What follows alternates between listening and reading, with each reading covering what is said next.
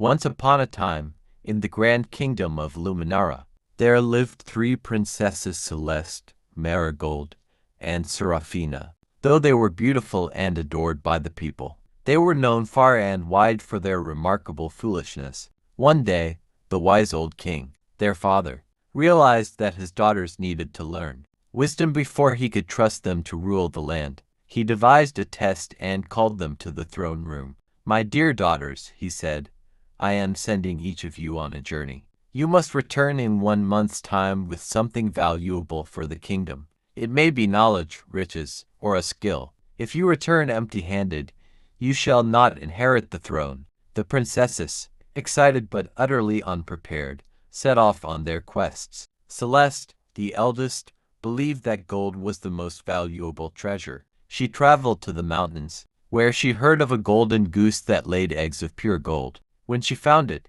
she greedily reached for the eggs, ignoring the warnings of the farmer who owned the bird. As soon as she touched the goose, she found herself stuck to it. The farmer, laughing heartily, let her go only after she promised never to covet what was not hers. Celeste returned home empty-handed, but a little wiser. Marigold, the second princess, thought that intelligence would win her the throne. She sought out the great scholars of the land and begged them to teach her everything they knew in a single day. The scholars chuckled and told her that true knowledge takes time and patience. Still, Marigold insisted, stuffing her head with facts and theories she barely understood. When she returned home, she tried to impress the king with her newfound wisdom but confused herself so terribly that she could not even explain what she had learned. She, too, failed the test. Serafina, the youngest and the most foolish of all, had no plan at all.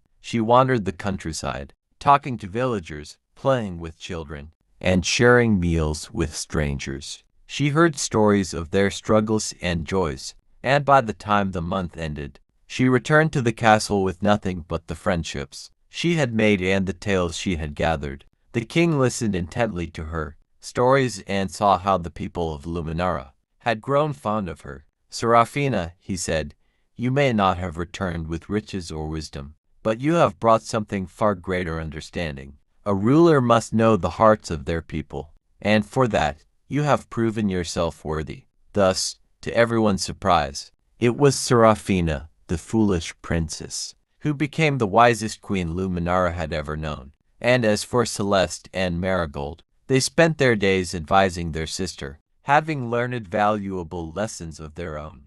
And so, the three foolish princesses became three wise women, ruling together in harmony for the rest of their days.